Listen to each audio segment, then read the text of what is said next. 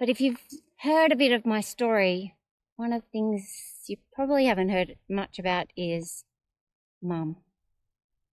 Like, I had a great upbringing with mum and dad at the time was probably my best friend, and he died 10, 12 years ago, and pretty suddenly with cancer.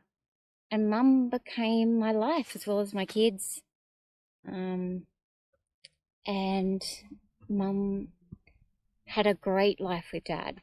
She would tell you it was just the best part of her whole life. Well, dad rode motorbikes, and she was only ever allowed to be a pillion. That means the person that sits on the back. Because he believed that motorcycling was too dangerous, but he could do it. He was a medical doctor, and anyway, she was never allowed to ride the bike. I don't even think I saw her on the front of the bike. Anyway, after he died, he'd left her, obviously, his motorbike. And it's a Can-Am, it's a three-wheeler thing, so it's a bit safer than others, but you can't ride it on a learner. Anyway, somewhere in the course of the funeral and the months after, Mum decided that she wanted to get her learners. She'd met some great people with motorcycling, and they were around her for the support of losing dad. And they were riders too, like older ladies, men that were riding. So she got her license at 70. Oh my goodness. And she was running around on a Honda 125. I didn't know how bad it was. My brothers apparently helped support her a bit more than I did. I thought it was awesome, but I hated motorbikes. Like, I didn't want to engage in this hobby that she was going with.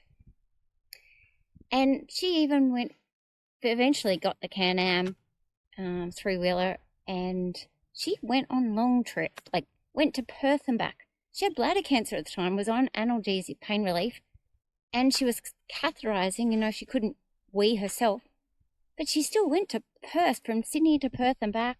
She went on amazing trips. I mean, even a few months before she passed away, she was up in Queensland on a trip. I believe she had a pre-dad life and she had a post-dad life, and nothing with disrespect to dad. Dad helped her get to that post-dad life, and maybe this is like my post-mum life. Hadn't thought of that, but post-dad life, she was sociable. I mean, you had to fit in a schedule if you wanted to call her, meet her for coffee, because she was out every day with functions, with groups, riding a bike, and she was so happy. I mean, we had like almost 100 people turn up for her 75th birthday, almost with no notice, and at her funeral there was like 100 and something people, and all these bikes that, like, literally the church was just full of these friends, as well as many other friends that also just loved her to bits.